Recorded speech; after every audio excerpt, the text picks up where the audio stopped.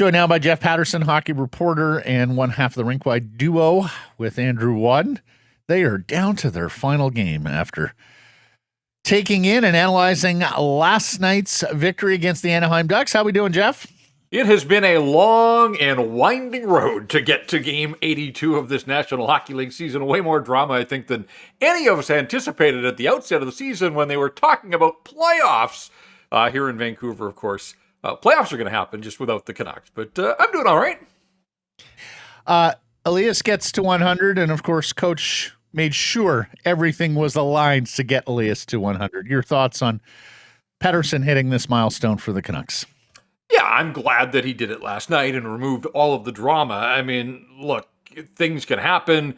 A guy could suffer a Charlie horse or block his shot on the first shift in Arizona, and the night and his season could have been over. So I didn't want him to leave it to chance. And man, did he look determined right from the outset last night. And some of that, I think, was a nice touch by Rick Tocchet, loading up. I mean, if you want a guy who, the team had been shut out the night before, so obviously nothing had gone right in Los Angeles. JT Miller, through the faults that he has, is still one of the most productive players the Canucks have on their roster. He and Pettersson, back in their Lotto Line days, had some chemistry then. And I know that the point came on the power play, but still, the first couple of shifts of the game, Pettersson himself said afterwards, hey, we could have had on the first two shifts, great chances, and he's not wrong there. So I like the way Rick Tocchet handled the bench. I'm glad that Elias Pettersson got it out of the way in the first period. I like the fact that it was, his buddy Brock Boeser who was on the finishing end of a nice pass on the doorstep, and Boeser was quick to grab the puck. And pretty good celebration. Like, I think the team, they all recognize the significance of all of this for Pettersson in the moment, and so everybody seemed pretty pleased. And in fact, I like the way that Boeser, who scored the goal, deferred to Pettersson so that he got to do the fist bump line. The flyby past the bench first. Usually it's the goal scorer, but on this occasion, the right guy was the first one through. And so, it's a great accomplishment. Not many guys have done it in Canucks history. I know scoring's up around the National Hockey League this year, but still, he's in a select group. And I think the most encouraging, promising thing for me, any way you look at Pettersson's 100 points, he's the second youngest Canuck to ever reach that total. Pavel did it twice before Pettersson's age. So there have been 2 seasons at a younger age, but only one guy. Pettersson got to 100 points before his 25th birthday. Like, that has to be exciting for the organization and the fans that, I don't think you can sit here and say it's going to happen every year for the next bunch of years moving forward, but it does feel like now that he's reached this benchmark, the possibility that he could get there again a few more times certainly is a possibility. If they ever get to be good, you would have to think that's a 100-point season. Absolutely. You're surrounded by quality. Especially with, scoring floating as it is now, all the way up. I mean, you look at how many guys are going to hit 100 points this year. It's a time. Pettersson is going to have to do something here in his final game, to steal your line, Jeff, to stay in the top 10 of league scoring. And it's funny, to hear Jeff answer that question. Pettersson, Miller, Boeser. Remember Lotto Line, guys? Yeah. Remember when we thought Lotto Line would be the next West Coast Express, be the next sort of driver of big team success? And Jeff, that could be the last time that Boeser and Pettersson combine on a goal, right? Yeah, quite possibly. Sure. I mean, you go back to the Lotto Line, that was ahead of COVID, before COVID was a thing, and that season got shut down. And they were one of the best play driving lines in the National Hockey League. They were dynamic. There were some comparisons to, different personalities, but back then I remember there were comparisons to the West Coast Express, and just sort of the way that, Miller was sort of the high energy, temperatures always hot, not Todd Bertuzzi, but a comparison there. Boeser was the sort of the Brendan Morrison on the line, different roles, but, and then Pettersson and Marcus Naslund, I think you could draw a through line to those guys and the way that they play the game as well. And, Blake, when you said, imagine if the team was good, the Sedins got to their 100-point seasons when they were 29 and 30 at the height of that 2011 season. In fact, Henrik was the year before, and then Daniel was in 2010-11. Marcus Naslund got to his 100-point season as part of the West Coast Express. That was a really good team that should have gone further in the playoffs.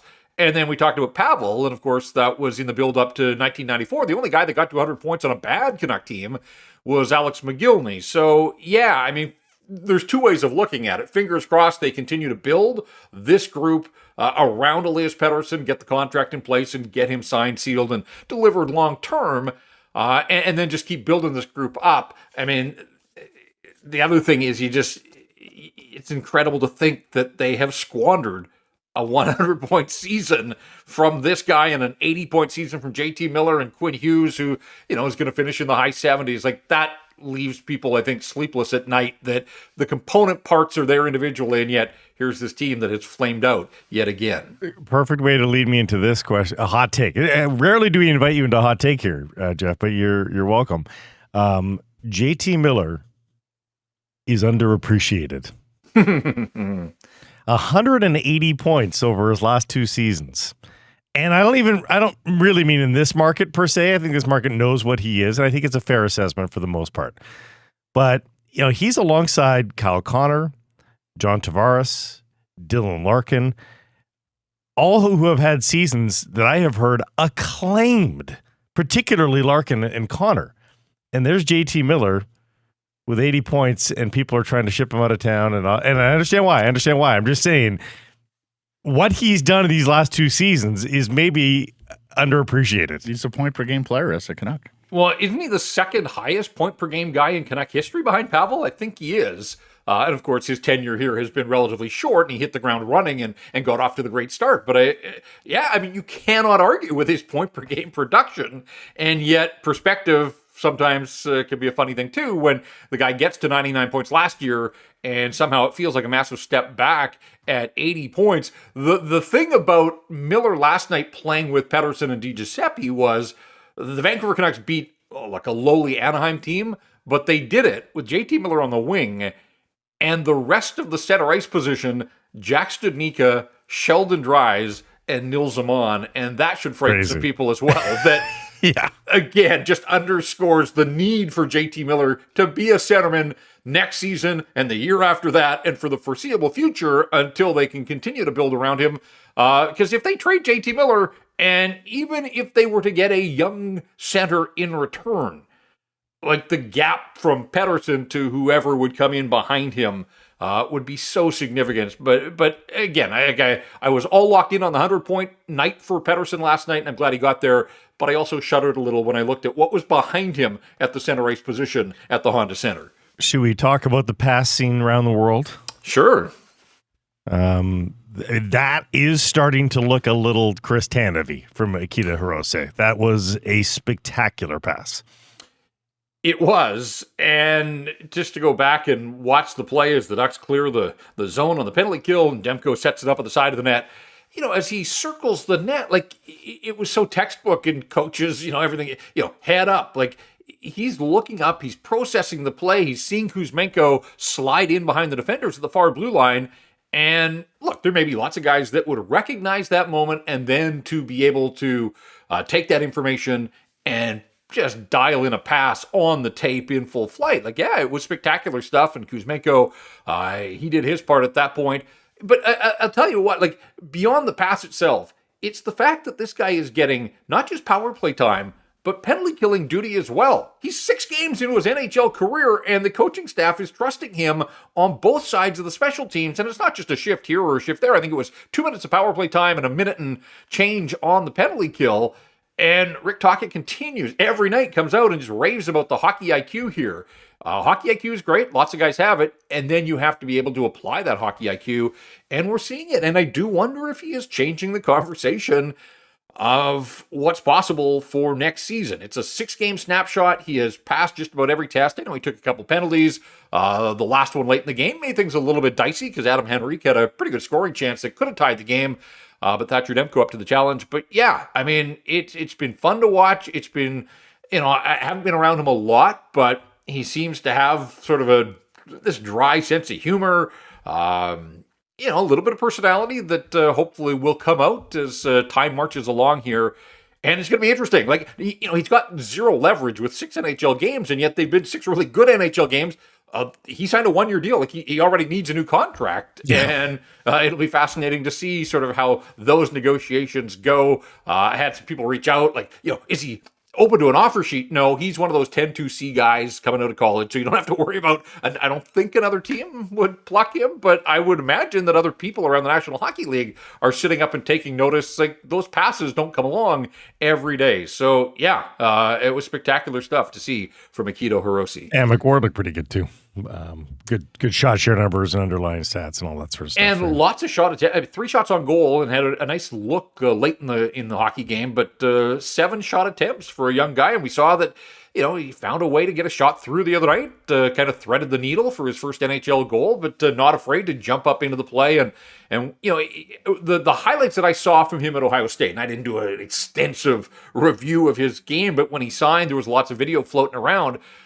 He doesn't seem like a guy that's hesitant at all to fire pucks. And so you do wonder if there's a little bit more offense to his game. Obviously, that's an area. The Vancouver Canucks are dead last in the National Hockey League in goals from defensemen. I think Filip Hronek certainly can help in that regard. I don't think Quinn Hughes has ever been going to be a big goal scorer. But when you're dead last in any category in the National Hockey League, I'd like to think that the organization would look at that and ask why.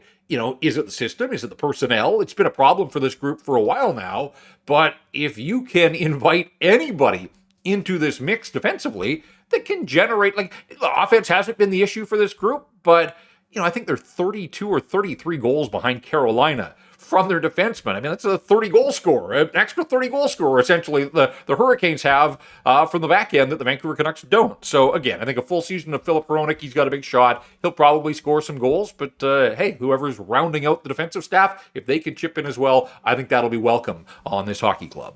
And not for the first time last in the NHL in goals by defense. We used to talk about that a fair bit, Jeff. If I'm not mistaken, there was a couple of years there where the totals were paltry. So I was looking at this the other day, and it's a total aside. And again, offense really hasn't been the issue. They need defensemen that can defend, first and foremost. If you got a checklist and they can add some offense, great.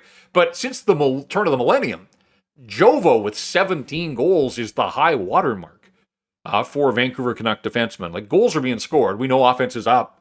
Not everybody's Erik Karlsson. I get that. What's he at, 22 or 20? Well, he had 2 the other night in Winnipeg, so I think he's higher than that now. But, we're coming up on a quarter century of Vancouver Canucks hockey, and Jovo stands as the high watermark with 17, and then he hasn't played here in a while. So, it's been a long time since they've had, they've had a few guys that have, I think Edler was the last to get to double digits, and before him, Yannick Weber, but they were like 10 and 11, so they just crept across the double-digit threshold. It would just be a nice element. I think a different element to add to your team as you're trying to improve it here moving forward. 25 for Karlsson. Here's an interesting 25. Thing with him. He's only got 5 on the power play, so he's got 20 even strength goals. And he got to 100 points last night as well. Demko. Mm-hmm. He not only finishes strong, we were looking at this based on his last couple of efforts. He finishes with the save percentage above 900. Wow, Jeff, I didn't think he could do it. Just looks so much tidier when you read the stat line compared to where it was. I didn't think he could do it. That's amazing. Yeah, couple of big save efforts to finish the season. And he got back to 500, NHL 500 at least. Which psychologically, again, when you just look at it, it certainly looks better than, if you'd finished a couple losses with a few more losses than wins. Ultimately, the team didn't have enough wins on the season. But guys, since his return in late February, that night in Dallas, he went 11-4-2 down the stretch for the Vancouver Canucks, which obviously impacted their draft lottery odds. I get that. And so for the Tankus, they probably wish that Demko didn't come back at all. But I do think that there's an overarching good news story here, and that is that, elite level Thatcher Demko returned to the fold, that he took the time to heal up, was out for 35 games. But more than just heal up, I think he took that time. He's a pretty cerebral guy. I think he wanted to figure out what had gone wrong early in the season. How can he fix it? And he's still under contract here for 3 more years at $5 million. Like, talk about a contract that they can extract all sorts of value out of. The fact that he got back and looked as good as he did in so many nights now against an Anaheim team that doesn't score an awful lot and has lost 12 in a row, You know, I'm not sure that I'm basing my thoughts just on last night, but even in saying that, like, you know, he stops Lundstrom on a breakaway in the first period.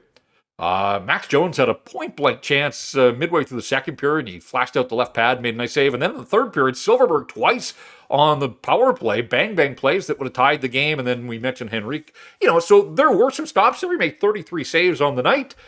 Just the second time that he's ever played in Anaheim for a guy from San Diego, closest NHL rink to his hometown. So I'm sure it's always a thrill for him when he gets that opportunity. He probably had some family and friends up from the San Diego area. I choose to look at this as a good news story for the Vancouver Canucks, that whatever happened early in the season, whether he wasn't fully healthy and recovered from his offseason procedure of last year, he got right. And he got right in a big way. And if this team is going to make strides, it's going to be on the back of Thatcher Demko. They don't want to rely on him, but it's nice to know that you've got that security blanket. And look, there are a lot of teams around the NHL that are searching for goaltending every year. The Vancouver Canucks don't have to be one. They just have to keep this guy healthy. And if he can play the majority of their games next year, then there's no reason to think that he can't play somewhere close to this level. And I think as time marches on, we'll look back at those first 25 games of this year as really a blip on, you know, his career record. That all said, this was quite a tank collapse here from the Vancouver Canucks with that win and what happened around the National Hockey League. How much are you sweating the drop in percentage points in the Connor Bedard sweepstakes? Well, I mean, the one that stands out to me, guys, is the Washington Capitals. And yes, Ovi missed a bunch of games and they traded away a bunch of players. And other than that, I'm not close enough for the Caps to know kind of what went on and what went wrong for them. But on the night of February 15th, the Vancouver Canucks lost at home to the New York Rangers, Artur Silov's NHL debut. February 15th. We're not even 2 months removed from February 15th. And the Capitals were 16 points clear of the Vancouver Canucks in the standings. And last night, the Canucks moved 2 up on Washington with the results. The Caps lost in Boston and the Canucks win in Anaheim. So, you know, a bit of a free fall from the Capitals, obviously, that has brought them back into the draft lottery zone. And for the Vancouver Canucks, it's just been this steady climb, much of it on the back of Thatcher Demko, but also Pettersson in his pursuit of 100 points and other players that have stepped up and done their thing. So, yeah, not ideal last night. The Red Wings lose, the Capitals lose, the Canucks win, and, you know, we'll see where it goes. Canucks finish against an Arizona team that has 1 win in its last 11 games. How about that? Their final 2 opponents on the schedule, the Ducks were winless in 11. Arizona has 1 win in 11. So that's a Tankus nightmare. It is right there. That said, the Coyotes have at least been competitive at Mullet. It's their final game. Maybe they want to leave their 2,000 fans with something to remember them by for the offseason before they move to Houston. Whatever the case, maybe they put up some resistance on Thursday night. But I still think the Vancouver Canucks should have enough to get another win there, whether they want it or not. Lastly, Jeff, our Bodog poll question in honor of Elias Pettersson hitting 100 points. Best Canucks forward ever. Elias, Pavel, one of the Sedins. What says you? Oh, boy. That's tough. There's no necessarily right answer here. I think it's sort of personal preference. I think Elias has the potential still to do great things. I hope this is just a launching point for him. But, you know, I was in that era of Pavel arriving on the scene. I wish that his time here had been longer and his health had been better. You know, I'm probably mixing exciting player with best player as well. And that is with all due respect to the incredible human beings that the Sedins are. I probably would cast my vote for Pavel. Just the way that he did things was unlike anything we had ever seen here in Vancouver. And, you know, you probably make the argument that we really haven't seen anything like it since. Was there that first night, the debut at the Pacific Coliseum. So, yeah, I mean, there was just so much that was so spectacular about the way Pavel went about his business. I probably vote for Pavel Bure. And you're right, 2 Vancouver Canucks point per game players, Pavel and JT Miller. Elias is third. He is just shy of a point per game over his Canuck and NHL career. So they've got the top 2 point per game guys on the roster right here, right now. Well, this team must be going. 2 or 3. 2 or 3, yes. Sorry. Yeah. No, this team must be going places, right? Of course. We'll talk to you next week. The pieces Get are your in corn place. flags ready. Thanks, Jeff. Thanks, All Jeff. right. Until Okay, guys. later this week. All right.